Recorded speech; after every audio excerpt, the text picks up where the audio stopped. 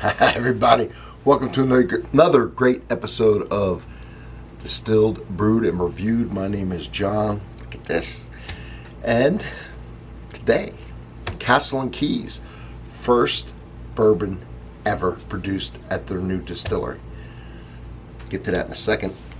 Just to let you know, on this channel I do everything that has anything to do with alcohol. Okay, everything. And I do a famous Sunday morning coffee review as well. So if you're interested in anything that has anything to do with alcohol, and obviously you are because you're here, or coffee, then of course you need the sub. You are home. Okay, I do it all. There's no need for you to ever go anywhere else. Okay, I do all these reviews. I'm the only one in the world who can do it, and I do it with half my taste buds tied behind my back to make things fair. Right? All right. So look what I scored. Look what I scored. The Castle and Key. First bourbon ever produced by them. Batch number 2. So what is going on? What is this Castle and Key I'm talking about? Well, not everybody knows. So let's look into a little history on this. Don't rush this. This is huge. Castle and Key Distillery releases first small batch bourbon whiskey in 2 batches since restoring the iconic Old Taylor, that's what it used to be called, distillery in 2014. The expression, this one here, marks the first ever bourbon to be released by the team since restoring the Old Taylor Distillery in 2014. Batch number 1 will be available starting on March 26th at Castle and Key Distillery for MSRP price. Batch number 2 will be available in early May. Well, it's very early April, basically the end of March, and I have batch 2 already. Released to select states. We're thrilled to announce the release of Castle and Key's first bourbon, says Will Arvin, co-founder and owner of Castle and Key Distillery. All right. We believe this debut stays true to our commitment of reimagining Kentucky spirits by identifying the best barrels for production each year based on quality, not consistency of flavor. From grain to glass, well, I don't want to bore you with too much, right?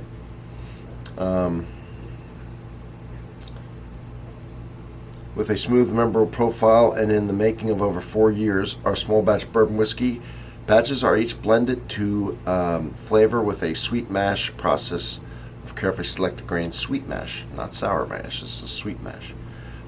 It has to be. They've never made it before. So it has to be a sweet mash. All right. Sour mash doesn't have anything to do with the taste sour. It means they take some of the yeast and some of the leftover yeast and from the previous grain or batch and add it to a new batch to keep consistency and to start the process of turning the grain into alcohol, the fermentation process. But since they've never done it before, they don't have any sour mash.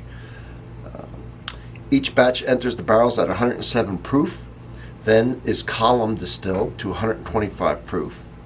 Okay, and you can't go above 160, so they go, their sweet spot apparently is 125, followed by continuous pot still distillation to 135 proof.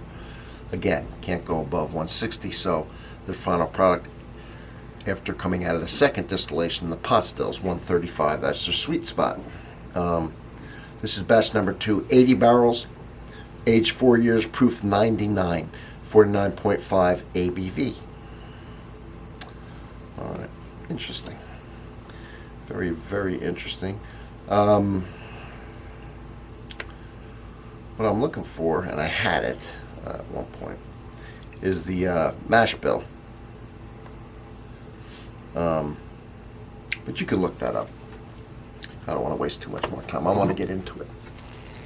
All right, so let's get into it. All right. I should have pre-plasticized this. Well, I'm excited about it because it's a good find for the channel, of course.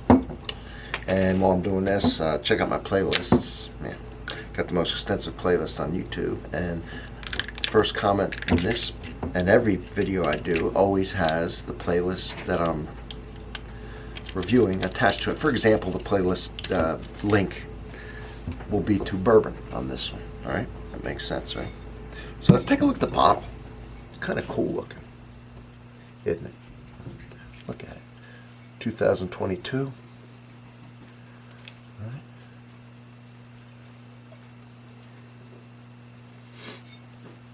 So it is a good looking. It is a good looking bottle.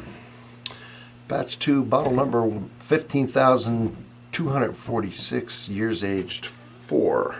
All right, so here we go. Thank you for bearing with me. I am excited for this find. Ooh, that's metal. The cap's metal. It's cool. Most of them are wood, some of them are plastic. That one's metal. It's pretty cool. I have a tequila one that was made out of stone. All right, here it is. First bourbon ever produced by Castle and Key. Oh, nice tight. All right. Oh yeah, smells good. Let me describe it. Let it open up for a second. Oh man. Amazingly, I'm getting a sweet apricot. That's what I'm getting out of this first pour of this bourbon. And no alcohol burn whatsoever. 99 proof, so you know, not crazy, but no burn. Just a sweet sugared apricot.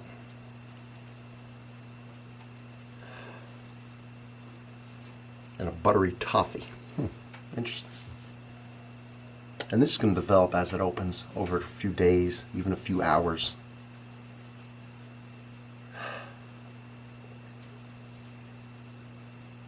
Nice apple. Some citrus coming out of it.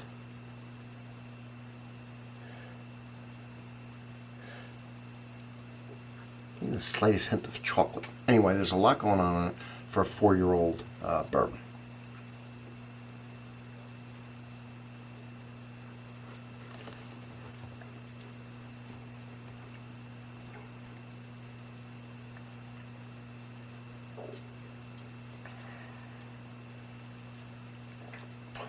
Now, as you all know. Oh, it's hot. Didn't smell the alcohol. But I'm getting a burn from it. That was an acclimation sip, by the way. Yeah, that was a strong little kick. Now, I don't know what the rye is on this, but it's, well, let me get my real sip for taste. That was just my acclimation sip to get me ready to taste it. See.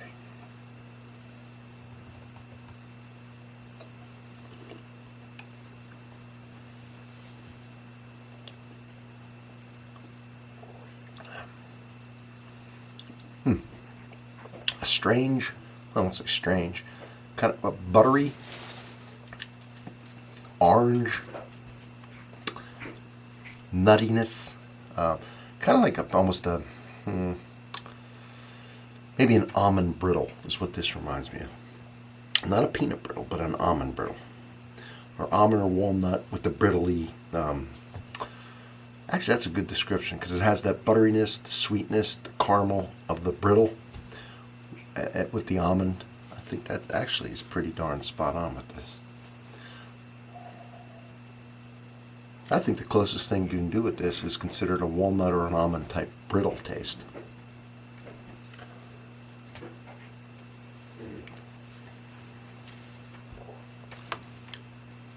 Now, of course, as I acclimate to this better, the heat is pretty much gone, that burn that I had. So that's dissipated. I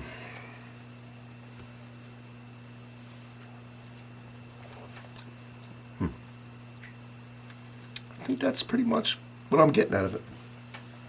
Not unbelievably complex. You know, it's 99 proof, so it's not cask strength.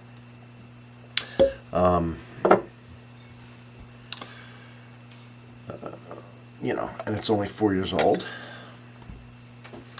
because they couldn't wait to release it, and I don't blame them. A beautiful bottle. Anyway, so not amazingly, but I think an almond or walnut type brittle candy, I just put some water in, is the best description for this. I think that hits 99% of it. Maybe a little orange, a little apple or pear, something like that in there. I don't know, raisin. It's got a fruitiness to it, but mainly the buttery, toffee, nuttiness, 90% of it. At least this bottle opened batch number 2 right now.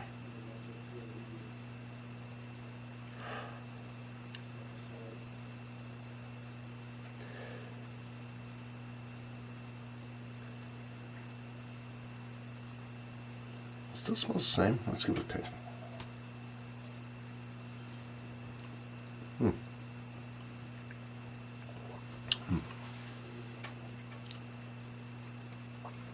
Changes a little bit more to a candied fruit as a strong, instead of a strong peanut brittle.